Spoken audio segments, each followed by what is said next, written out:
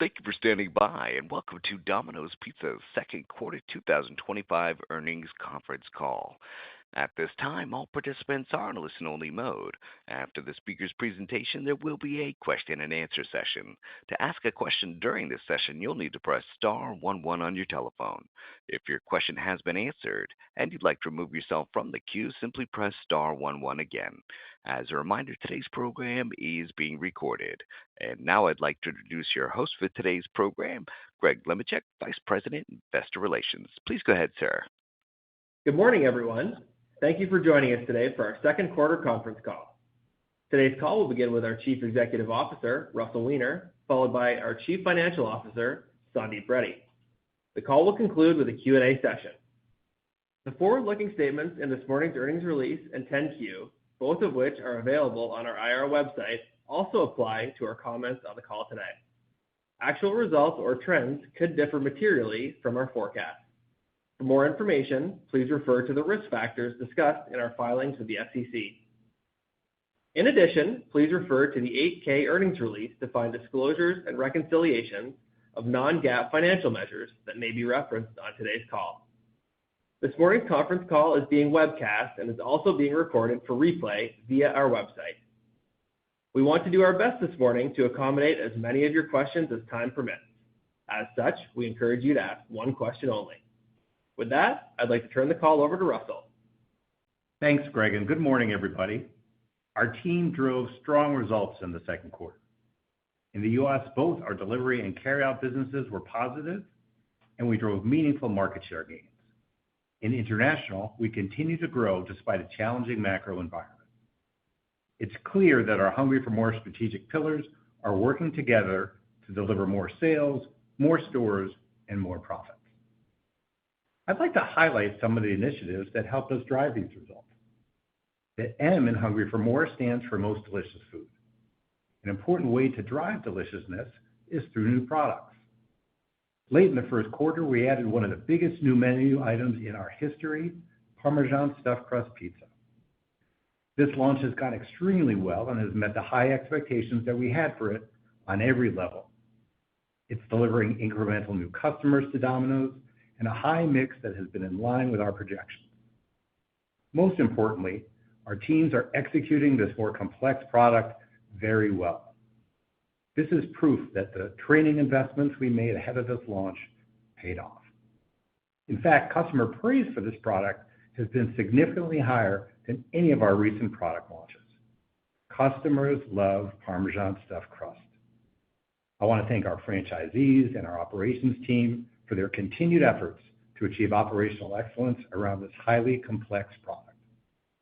This is a point of differentiation for our brand. The early read shows that the addition of stuffed crust should be a market share catalyst for us over time, as this was a big reason why Domino's customers would go elsewhere in the past. The next Hungry for More pillar I'd like to highlight is Renowned Value, which has been a key strength for Domino's. We're driving Renowned Value through national promotions, Domino's Rewards, and by growing on aggregator platforms. Domino's Rewards was a tailwind to our comp in the quarter, particularly in the carryout business. You'll recall that growing carryout users was one of the primary reasons we redesigned the loyalty program. Active users continue to grow, and I expect Domino's Rewards to be a multi-year sales driver. We have a strong slate of initiatives ready to go for the rest of the year, inclusive of our Best Deal Ever promotion, which is currently running through early August. We will continue to give customers what they want, which is more value in an environment where they remain pressured. The other part of our Renowned Value barbell strategy is tapping into the aggregator marketplace for pizza delivery. We recently completed our national rollout with DoorDash, the largest aggregator in the U.S. This rollout went extremely well as we were able to apply learnings from our prior launch with Uber. We will now begin marketing on the platform with investments coming from both sides. The expectation is that our sales on DoorDash will build as awareness and marketing increases. We continue to expect this to be a meaningful driver to our U.S. comp in the back half of the year. Everything we do at Domino's is enhanced by our best-in-class franchisees. You've often heard us talk about how our franchisees are the secret sauce to our success, and this continues to be the case. In the second quarter, we refranchised 36 company-owned stores in Maryland to a new franchisee that's not so new to Domino's. In fact, he's been a part of the Domino's system for more than 2 decades. We continuously assess opportunities to strengthen the brand's position for long-term success, whether that means expanding into new markets or transitioning existing ones to franchisees to grow their business. I believe we've never been in a stronger position to drive sustained growth in our U.S. business. We have best-in-class franchisee economics in QSR Pizza, the largest advertising budget, the best supply chain, and a rewards program that has never been bigger.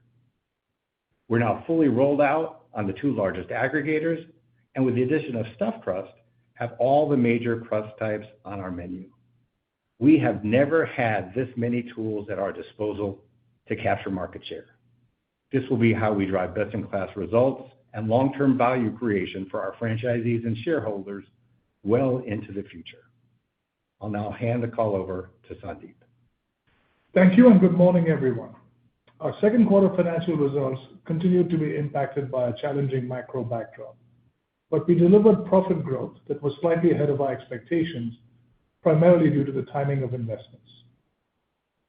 Income from operations increased 14.9% in Q2, excluding the impact of foreign currency.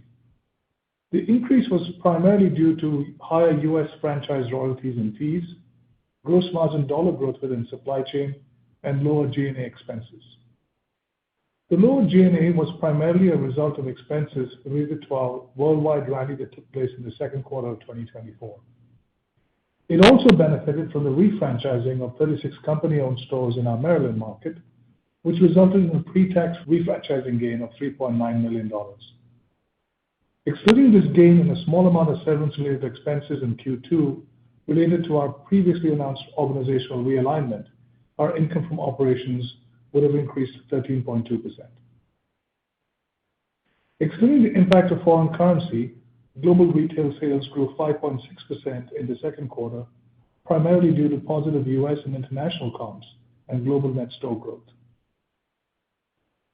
In Q2, retail sales grew by 5.1% in the U.S., primarily driven by same-store sales and net store growth. This growth was in line with our expectations and paced well ahead of the QSR pizza category, which was roughly flat through the first half of the year. Same-store sales accelerated to 3.4% for the quarter on the strength of our Parmesan stuffed crust pizza launch, which drove positive transaction counts. Average ticket benefited from 1.4% of pricing and the addition of stuffed crust, which carries a higher price point. This was partially offset by a slight decline in our mix due to a higher carryout business that carries a lower ticket than delivery. Our carryout comps were up 5.8%, and it was our highest quarter of average carryout orders of all time. Delivery was positive 1.5%, and we saw improvement in both our own channel and aggregator delivery business. Shifting to U.S. unit count, we added 30 net new stores, bringing our U.S. system store count to 7,061. International retail sales grew 6%, excluding the impact of foreign currency in the quarter. This was driven by net store growth of 148 and same-store sales that came in around our expectations at 2.4%. We have not seen any material impacts to date from global macro or geopolitical uncertainty. In the quarter, we saw strength in Asia that was due to continued strong comps in India and in our Americas region, which was driven by Canada and Mexico. Moving to capital allocation, we repurchased approximately 316,000 shares at an average price of $475 for a total of $150 million in the second quarter. As of the end of Q2, we had approximately $614 million remaining on our share repurchase authorization. Now turning to our outlook for 2025. We continue to believe that global retail sales growth should be generally in line with 2024. As part of that, we expect the following. First, we continue to expect our U.S. comp for the year to be 3% and that it will be higher in the second half due to the timing of our initiatives. This assumes that the pressured macro environment we have seen through the first half of the year in QSR pizza remains the same. Second, we continue to expect our international same-store sales growth to be 1 to 2% due to potential global macro and geopolitical uncertainty. Third, we continue to expect 175 plus net stores in the US and internationally net store growth to be in line with what we had in 2024. Lastly, at current exchange rates, we now expect foreign currency to be a headwind of approximately 1% on operating income growth, but this remains volatile. We continue to expect operating income growth of approximately 8%, excluding the impact of foreign currency, approximately $5 million in severance expenses related to the organizational realignment we announced in Q1, and the $3.9 million in refranchising gains. Thank you. We will now open the line for questions. Certainly. And our first question for today comes from the line of David Palmer from Evercore ISI. Your question, please. Great. Thank you. And great to see the acceleration in same-store sales. I wanted just to bring up sort of the pushback or the big discussion that we often hear on Domino's and maybe get your broad take on it. And that is largely the view that you're entering, perhaps this last year of a third-party marketing lift, and that the menu news has been fantastic here with stuffed crust, and this is perhaps your biggest, best bet. So people have this feeling that, we're entering a golden year for Domino's, and it's going to be tough for you to keep, a 3% plus comp going longer term after this time period. You see your pipeline, you see initiatives and other types of scale advantages, your driver economics that'll be reinforced by the things you're doing, a wider net is being cast, maybe some digital platforms that are being built. But, what are the big reasons that you could say that you feel confident looking at what your plans are and the things that you see that can make people feel better today about sustaining 3% plus? And thank you again. Good morning, David. You talk about the last year, and your words, I'll use golden when I talk to my mom after the call, definitely. But, to me, what would be helpful is just to take a look at the last decade. The last decade, essentially a share point a year, every year for the last decade. You're right. What we didn't have at that point was aggregators. What we didn't have at that point was stuffed crust or even New York style pizza. What we did have were the strongest economics for our four walls, for franchisees, supply chain pricing that let them keep consumer prices and low and value high, and a large ad budget. And the ad budget's important because if you're gonna squeeze percent margins, you want to throw a lot of volume kind of through that. And so essentially, the last decade, that's what we had going for us. And I just think we're adding to it. So we added, last year, Uber Eats, this year, a DoorDash, last year, New York style, this year, stuffed crust. We have a brand new loyalty program, a couple years in, and by the end of the year, we have a new e-commerce program. And none of these things are one-year events, just like the last 10 years were a series of events that build on each other. And I said this in my opening remarks. We've built this arsenal right now that I don't think we've ever been stronger. So yeah, these things are new, but they're not going away, and they add to everything, all the pressure we can put on the competition and all the value we can give to customers. Thank you. And our next question comes from the line of Dennis Geiger from UBS. Your question, please. Great. Thanks, guys. I wanted to ask a bit more on the U.S. sales outlook for the back half of the year specifically, and that reiterated 3% comp guide. You guys both gave some good color on what's working and how you think about what continues to work. But anything more kind of on additional thoughts on the initiatives you've got, how they should hopefully help you to accelerate trends into the back half of the year? And then you touched on stuffed and on DoorDash. Anything more there on what you're seeing and how that gives confidence to the back half, as well as all the other initiatives around loyalty and the promotions and other things? Thanks. Yeah, maybe Sandeep, I'll start on this one. The initiatives that, we can talk about for the second part of the year, one's already going on, which is Best Deal Ever. We're really leaning into value at a time that consumers want that from restaurants. And obviously DoorDash. So we got to 100% of stores participating at the end of Q2, but we expect the majority of the volume push to kind of be in the second half of the year. I'll remind folks that DoorDash is about twice as big as Uber in pizza sales. And I think I'll just add on to that, Dennis. You heard in the prepared remarks, I talked about the carryout performance in the quarter at 5.8%. We're incredibly pleased with what's happening with carryout. And I think it's really testament to the loyalty program that Russell talked about earlier with Domino's Rewards. We continue to acquire more customers into that loyalty program, and we are seeing the frequency build compounding over time with the carryout business. So super excited because I think that's a lot of what we expect to come in the back half. I think both delivery and carryout are expected to be positive for the year. And we're not going to tell you exactly how much because I think the initiatives that we have are going to be a surprise to the competition. Thank you. And our next question comes from the line of Brian Bittner from Oppenheimer. Your question, please. Thanks. Good morning. I'd like to go back to kind of David Palmer's question. It is the question that we just consistently get. And, the debate building is kind of what he alluded to, just that all the amazing things you're doing do create challenging laps in 26 and 27. And, the work we've done specifically on DoorDash suggests that maybe this is a multi-year sales driver instead of, perhaps creating tough comparisons. And I'd just like you to maybe enter the debate on DoorDash specifically. How do you think about DoorDash as the years go by as being a growth vehicle, and why will it be? Yeah, let me maybe break that into two parts. When you talk about the challenging laps, I think what you're talking about is kind of the amalgamation of some really good programs this year. And I talked about before some really strong programs for the last 10 years.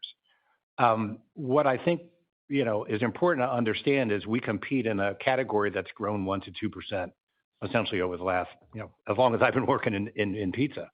So with that category growth and with us being, call it almost a quarter of pizza, there is a lot more for us to gain.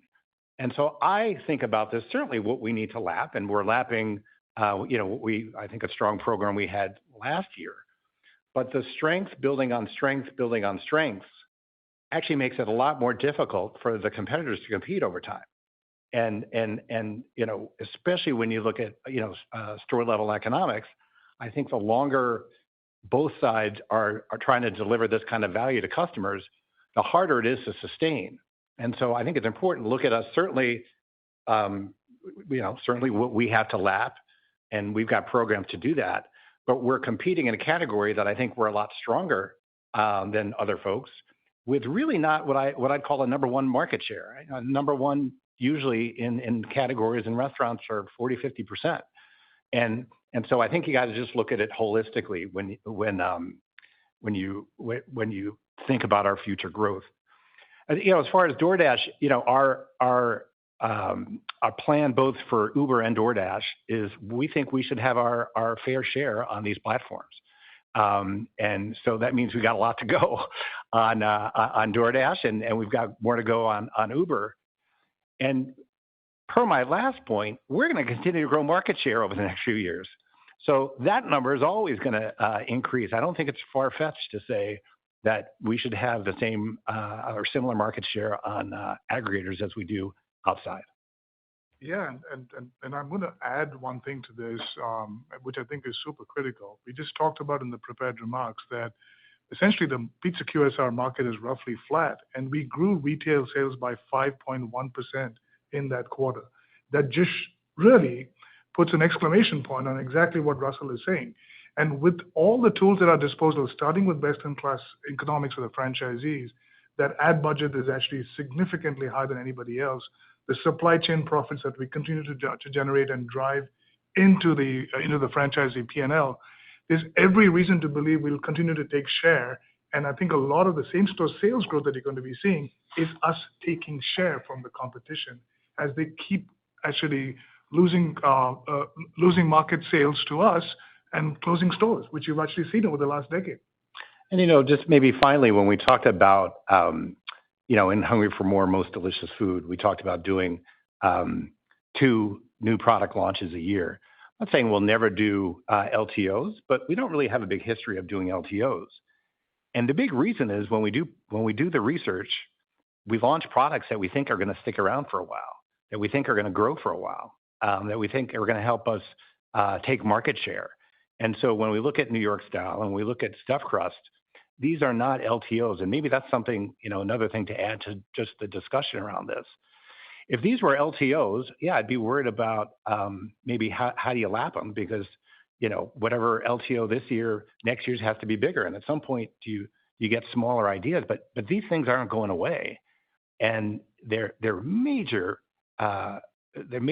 pieces of share within the marketplace that we can go after for a long time. Thank you. And our next question comes from the line of Danilo Gargiulo from Bernstein. Your question, please. Thank you. I'd like to extend the same line of thinking on market share gains in international markets. So maybe, Russell, if you think about your top 5 markets, can you give us a little bit more color on the state of competition over there? And I remember maybe a year or so ago, you were talking about the adoption of the More strategy yet to be deployed by other master franchisees. So what is the progress on that standpoint? Thank you. Thanks, Danilo. Yeah, I think the best one that I'll point to is India. I think you can clearly see their success when they report their numbers. And what's driving their success? It's really all the elements of Hungry for More. When you look back at their last results, what did they report on Most Delicious Food? They had the volcano pizza, a couple of other new products. On operations excellence, they're really pushing for 20-minute delivery times, and in many cases, guaranteeing that to customers. So that's the O. Renowned value, they took away their delivery fee because they realized they could drive more volume on that way. And they are truly, Jubilant, the best-in-class franchisees that we've got out there. So every single piece of Hungry for More, they are adopting. When that becomes successful, that begets other folks continuing to drive Hungry for More. Yeah, and I'll add, Danilo, India is a fantastic story, but we've talked about the Canadian performance this year, which has been fabulous, and they've launched Stuffed Crust just like we did in the United States, and take-up on that has been fantastic. And I think even Alsea has been doing well. Yeah, Mexico has great value. So I think across the board, we're seeing a lot of adoption of the Hungry for More strategy. And I think with the progress of time, you'll see even more of it. Thank you. And our next question comes from the line of David Tarantino from Baird. Your question, please. Hi, good morning. My question is on international unit development, and I know you guided this year net openings to be similar to last year, and that is reflecting a growth rate that's lower than your long-term target. So just wondering if you're starting to get line of sight beyond this year to getting towards that longer-term goal of 6% or higher. I know this year, it's weighed down by some closures, but just wondering if we're starting to get to a point where those are behind you and you're going to have the growth that you expect longer term. Thanks. So David, I think on international unit development, really speaking, outside of DPE, we're really comfortable with where things are going, and they're tracking to the plans that we had. Both in India and China, we're expecting to see significant growth. I think Jubilant talked about for their fiscal year 250 stores in India, and I think China has talked about 300 stores for the current fiscal year. So that's a pretty material opening plan. And I think outside of those 2 markets, in the excluding DPE markets internationally, things on balance are going to plan. So we feel pretty good with where things are at. And frankly speaking, with what visibility we have beyond 25 into 26, we feel pretty good about that too.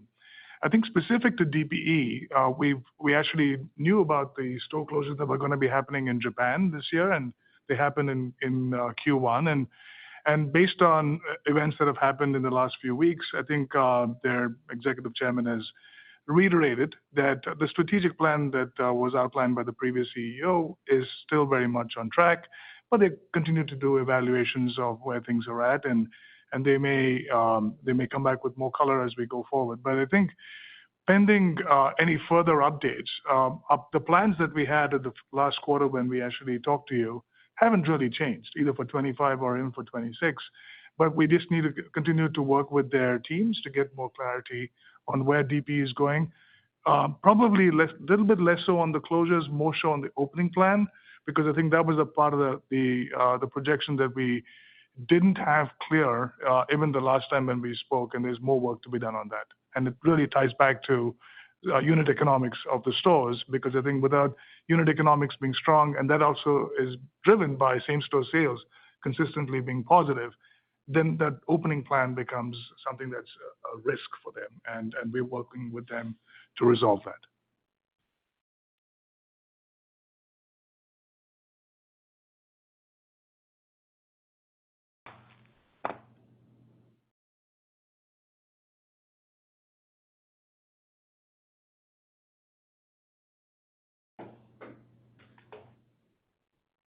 Jonathan, are we ready to take our next question?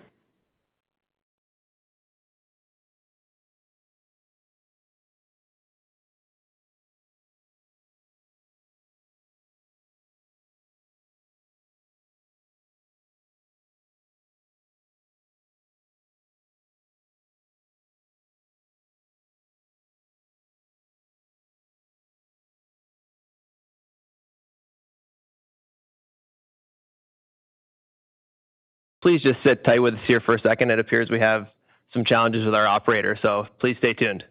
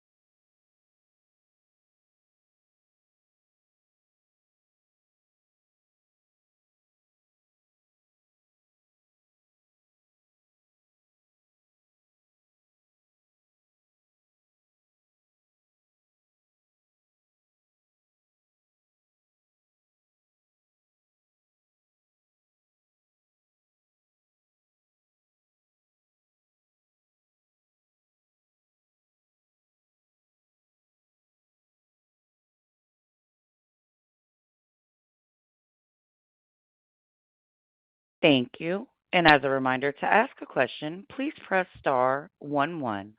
One moment for our questions. And our next question will come from Gregory Frankfurt from Guggenheim. Your line is now open. Hey, thanks for the question. My follow-up question was the last one. Just on the international business, Sandeep, last quarter, you expressed, I guess, some caution on the international consumer for the balance of the year. It sounds like that's not what played out this quarter. I guess I'm curious, as you look to the second half, you still expect some caution there, and maybe what played out differently versus plan on the comps in the quarter? Thanks. Yeah, no, so I think, Greg, when if you go back to the prepared remarks, I talked about the fact that international same-store sales at 2.4% was in line with our expectations. So we did expect a sequential deceleration from the first quarter to the second quarter. So 3.7% was Q1, 2.4% was Q2. We still are talking about the potential for the macro and geopolitical overhang in the back half. Now, if we don't see that overhang materialize as we kind of go through the back half, then potentially there could be a bit of upside to this, but it's too early to tell. And frankly speaking, the sequential deceleration that we expected is exactly what we saw in the second quarter. So it really hasn't been a change in our expectations relative to where we were in April when we talked to you.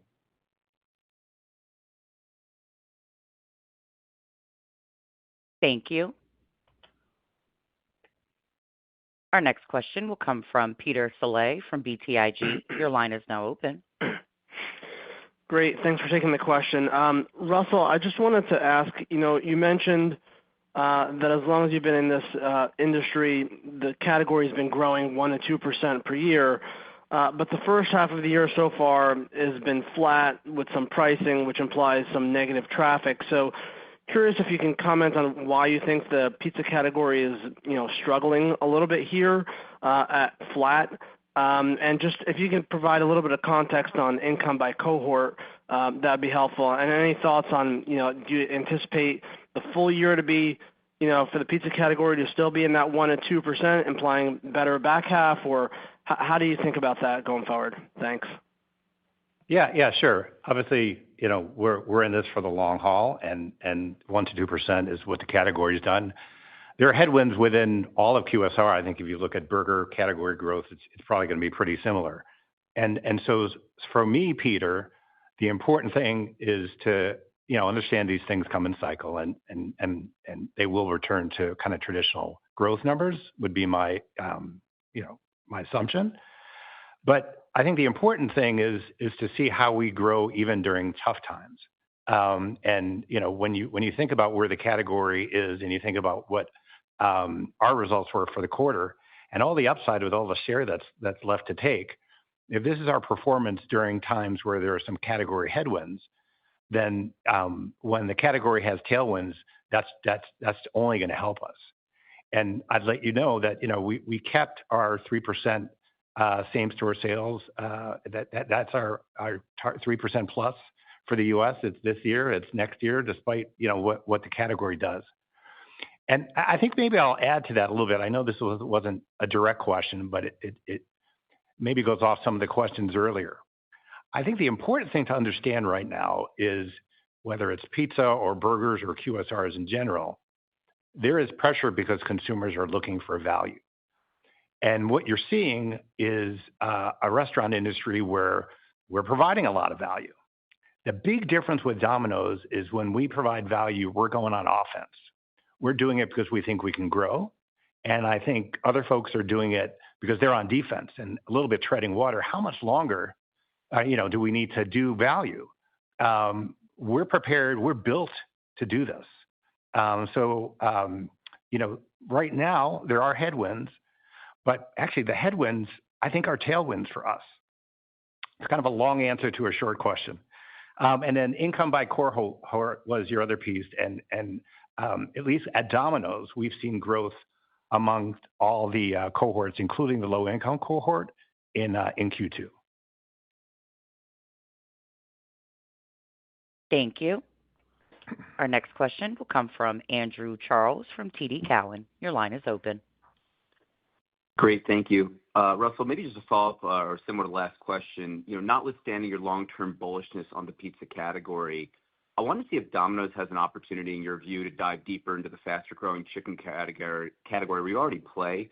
But could we see Domino's play deeper in the chicken category, not just from menu innovation and marketing, perhaps from other product upgrades or new equipment like fryers ultimately?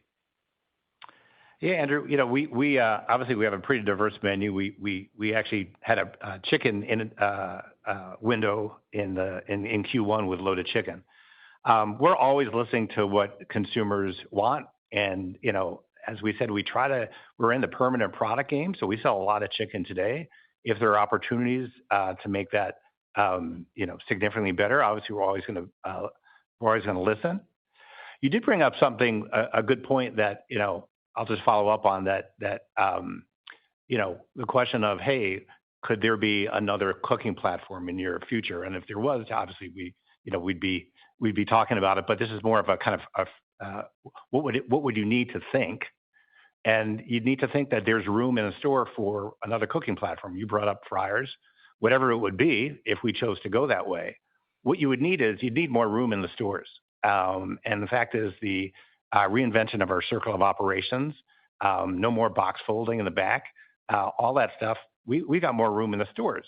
You need a system like we have it with DomOS to be able to say, hey, if there is a second cooking platform, how do you line that up with things coming out of the regular oven? So Nothing to talk about right now, but what I'd say is we're prepared to do whatever consumers think that we should be doing. We should be offering them in the long term. Thank you. Our next question will come from Jon Tower from Citi. Your line is open. Great. Thanks for taking the question. Maybe I was just going to ask, Russell, earlier you hit up on the idea of the e-commerce platform and how it's rolling out this year. And I'm just curious, in the stores where you've already rolled it out, can you talk about any sort of behavioral differences in the consumers who've moved over to it versus the legacy platform and what you've seen in terms of either consumer response or even at the store level, how operations have performed at those stores that have adopted it? Thanks, John. Yeah, we finished building the platform last year.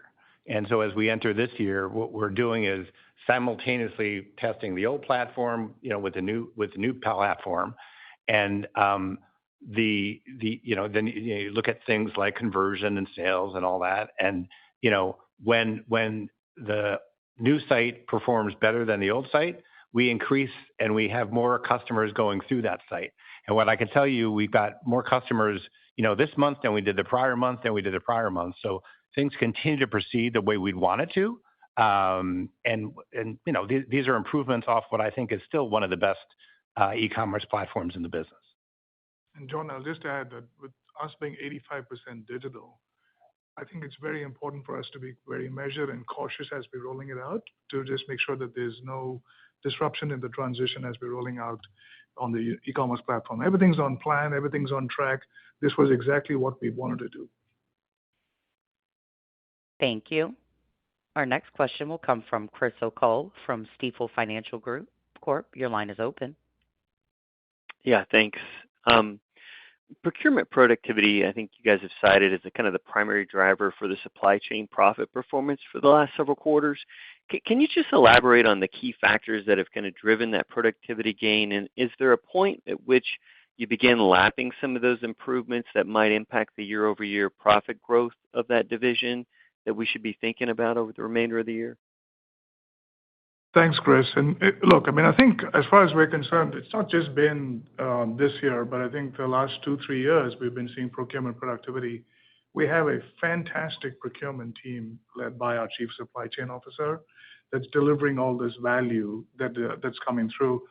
Obviously, a significant part of our cost structure is food, but there's much more beyond that as well. And I think that's what the gains have been. And we did get the benefits of that in 23 and 24. And I think even this year, with the agreements that we had lined up with suppliers, we knew that we're going to get a bit more this year as well. The great news about all of this is everything's in the base and we're building on the base. So just because we've achieved this incremental productivity, it doesn't mean it goes backwards.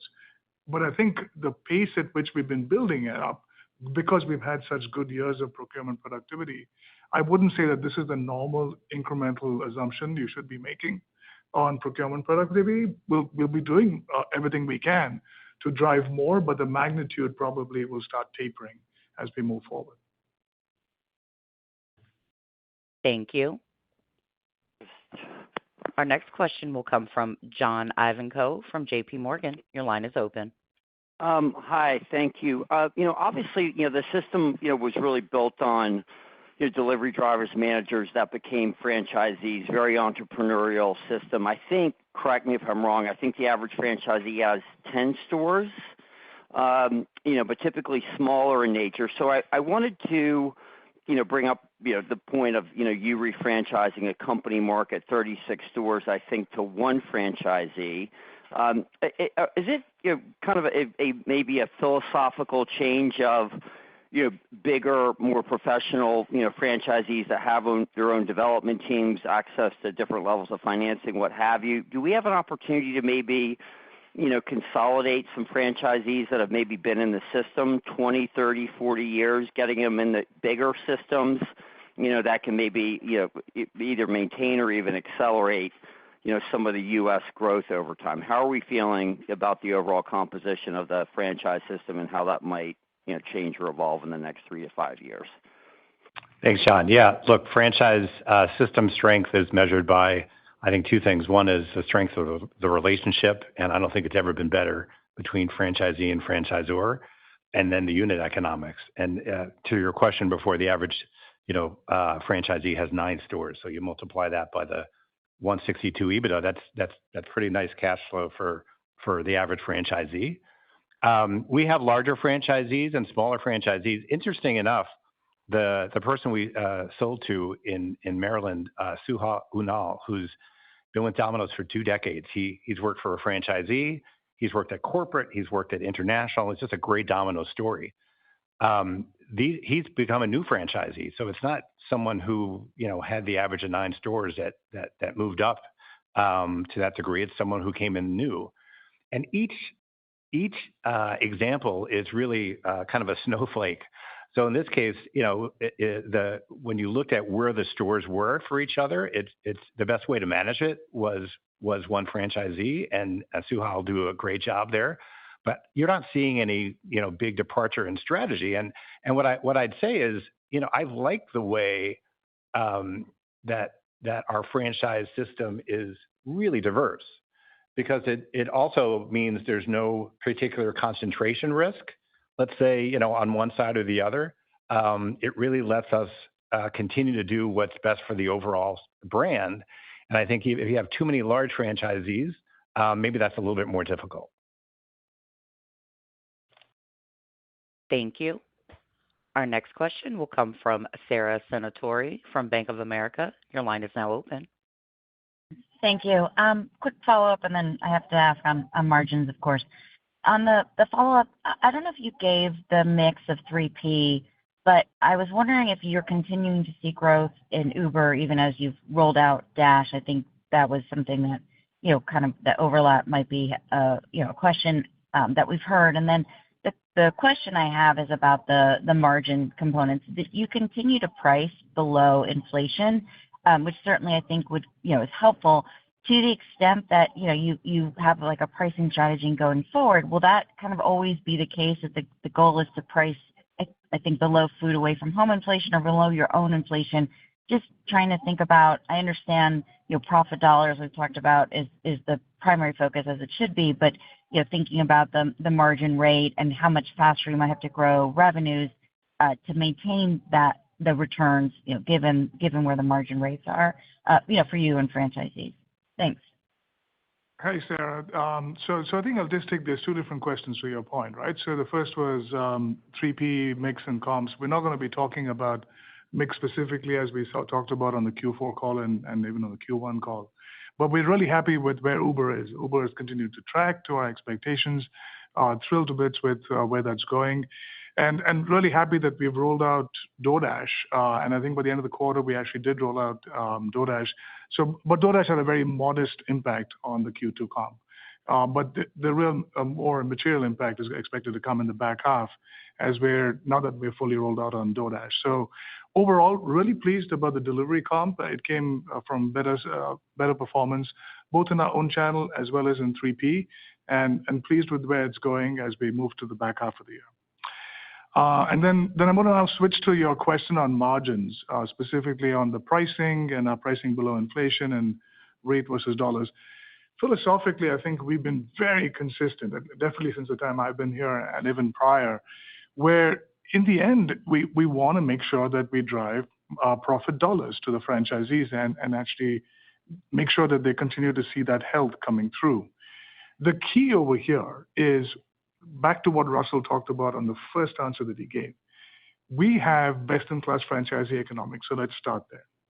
Then you layer into that the fact that we have the biggest ad budget within Pizza QSR that gives us enormous marketing muscle to actually out-advertise the competition. We have the biggest supply chain with fantastic economics, which again, with our profit-sharing mechanism, gets pushed into the franchisee P&L. And when you put all this together, as far as we're concerned, this is a long-term market share gain. Going back 10 years, our pizza national competitors have closed close to 2,000 stores, and we've opened close to as many. So as far as we're concerned, that is the model. That is the economic model. We focus on getting better, best-in-class economics to our franchisees. We use all the tools in our arsenal from a advertising budget and a supply chain perspective to enable them to outcompete the competition because we have way more room in our P&L with the modest pricing that we're taking to deliver great value to our customers, which is what we've been consistently doing over the last decade, and we will be doing it for the foreseeable future. And if we do end up pricing below inflation, fantastic, because I don't know that the competition is able to do that with where their P&Ls are at. And Sarah, maybe it's just helpful to think about what the principles we have are behind pricing, at least promotional pricing. In no particular order, to me, one of them is consistency. Consumers don't want whiplash. And, if you look at our mix and match deal, we launched it at $5.99 in 2009, and we changed it to $6.99. That's pretty consistent. Two is the way we come up with pricing is through quantitative research that maximizes two things: franchisees' top line and bottom line. It's really important to know that order count growth is much more correlated to profit growth than ticket growth. The third is we try to make sure that when we increase prices, they are at or below consumer income growth. If consumers aren't getting a raise, they don't want you to. They're pretty clear on that. And then I think the fourth for me is really what we changed in 2023, moving from value to renowned value. It's not just about the price. It's about value that drives talk value. And so if you want to know what we're going to do on price, if you think about those four principles, that'll give you a pretty clear map. Thank you. Our next question will come from Christine Cho from Goldman Sachs. Your line is now open. Good morning, and thanks for taking my question. I was wondering if you can share kind of a rough sense of what percentage of the orders were tied to a deal or a promo, and how that has trended over time, both for Domino's specifically and across kind of the broader pizza industry. And additionally, could you talk a little bit about your decision to bring back the best deal ever in July? Do you see this as more of kind of a customer acquisition vehicle similar to the Boost Week, or does it really drive more order frequency? Thank you. Yeah, Christine, I think on deals, maybe without giving away too much, our two major deals, our mix and match and our carryout deal, have been pretty consistent in their percent of mix over time. And then as far as best deal ever, the reason we brought that back was a couple of things. Obviously consumers are looking for value right now, but this is where Hungry for More, shows you that it's more than just value. The M in Hungry for More is about the most delicious food. And, we certainly did that, last quarter with Parmesan stuffed crust. Here we are with best deal ever. Well, there are two things that make this the best deal ever. The price is fantastic, but this is delicious food. You can put up to 7 toppings on these pizzas. And what we know is consumers love to put more toppings on their pizza, and they see this not only as a value, but as a way to drive deliciousness. And we're a brand that wants to do both. So that was the decision behind the decision to bring it back. Thank you. Our next question will come from Lauren Soberman from Deutsche Bank. Your line is open. Hi, thanks. Congrats on the quarter. I wanted to ask about stuffed crust. You talked about strong performance. Can you just give a bit more color on incrementality, what you're seeing in terms of traffic versus average ticket contribution? And when you launch a new product like this, do you tend to see mix spike as you advertise and it settles over time? Or are you seeing more of a steady build as awareness grows? Any color on how that mix is versus, I think you've talked about 15% for peers. Thank you. Yeah, Lauren, we had high expectations for the launch, no doubt. Like you said, this is a big pizza type, within the category. And I'm pleased to tell you that those high expectations were met. Operationally, all the training we did, our franchisees did an amazing job. And the consumer input we've gotten is better than I think any product that I can remember since maybe New and Inspired. And so that's been really positive. Now, the other nice thing about stuffed crust is what you said is it also drives ticket. So you're driving deliciousness, but when you add this to your mix and match, you got to pay $4 more, and every penny's worth it, but $4 more for mix and match. So it's not only driving deliciousness, the value is really good, but it's also driving profit. You didn't directly ask this question, but I'll give you a little bit of insight as to how we thought about stuffed crust. We came out with a medium, and a lot of questions have come up. Hey, why a medium and not a large? Well, a couple of reasons. One is we wanted to have a different dough type than our hand tossed, and so we decided to use our pan dough, and that comes in a medium. Now we easily could have come out with a large, but we asked ourselves, is it really worth it? And when we looked at the data, and not to say the data won't change and we can change our mind, but a big reason we came out with the medium was because we knew that if the competition wanted to react to us coming up with stuffed crust, the majority of them have larges. And the ability to react with competitive pricing versus a medium when all you have is a large is really, really difficult. And I think this is also a way over time with great taste and relative value that we're going to continue to grow share.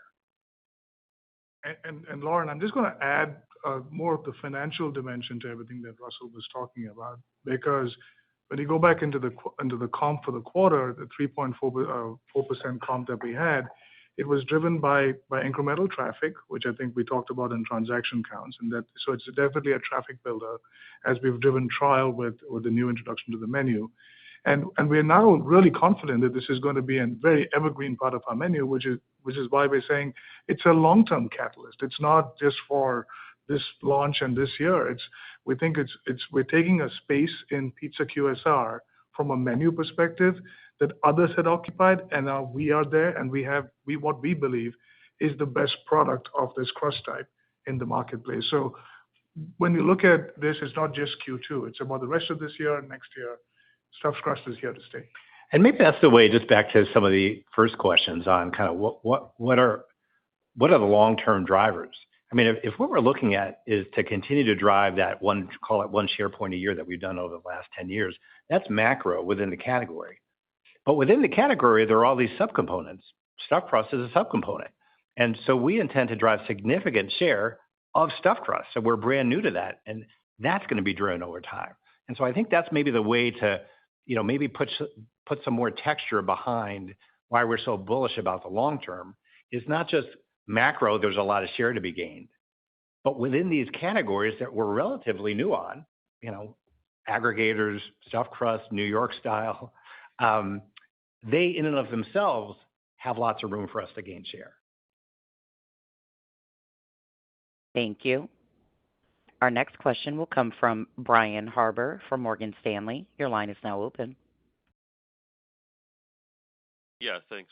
Good morning, guys. Maybe just to come back to the kind of the store margin topic. In the nearer term, is some of the pressure that you're still seeing kind of on the corporate stores, are franchisees seeing something similar directionally, or I know that's a small store base, but anything idiosyncratic that you would call out? And then food inflation has been a little bit higher in the first half. I mean, do you expect something similar in the second half, or some moderation from here? So Brian, good question on this one. I want to just start by saying the sample size on corporate stores is so small that it absolutely is not a read-through to franchisee profits and profit margins. And I think I've said this before, and I'll reiterate that again.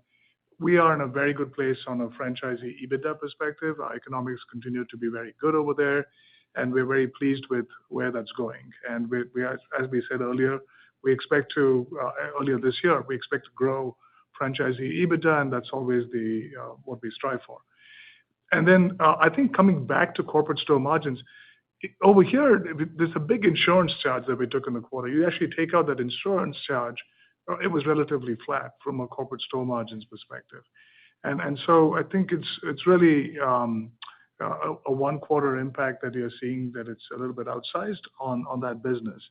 And look, I've been on food inflation. Yes, there was pressure from food inflation, but we expected that. We said earlier this year that we expected to be heavier on food inflation in the first half and lighter in the second half. No change to the expectations for the year. We're expecting it to be up low single digits, but so all this was what we expected. So just to reiterate, franchisee EBITDA in a good place, and we strive to continue to grow it. Thank you. Our next question will come from Jeffrey Farmer from Gordon Haskett. Your line is open. Yeah, good morning, and thank you. Just a couple of big picture follow-ups. As you guys discussed on this call, U.S. pizza segments definitely in the middle of an intensifying value push. Primary part of my question are, what would you guys consider to be the pros and cons of this value-focused backdrop for your Domino's brand? Yeah, I guess I need to first say, obviously, that we all want the best for customers. So we'd love the country and the world to be in a place where, there aren't headwinds on consumers because we're a pizza company and we think everyone should be able to get the food they want. With that said, and if you just look at yourself as a restaurant, or if we look at ourselves as a QSR, and maybe widen the lens, not just pizza, but overall QSR, Jeff, we were really built for this. Value requires a few things. It requires strong economics that you can get through tougher times, a supply chain that has the volume and pricing that Sandeep talked about earlier. Folks keep asking about procurement efficiencies. Well, God bless supply chain, and then a large ad budget that pushes volume through a time where margins may be tighter. And so the pros and cons, to me, of value, at least for Domino's, when consumers are looking for value, that's actually a big pro for us because I think we're set up. I know we're set up better than anybody else to get through this. So when these are headwinds for other brands, they end up being tailwinds for Domino's, which just means when things turn around, we'll be in a better place as well. Thank you. Our next question will come from Jeff Bernstein from Barclays. Your line is now open. Great. Thank you very much. Just looking at Russell in your prepared remarks, or at least in the press release, you talked about both the aggregators being strong component of your growth, and then the rewards program.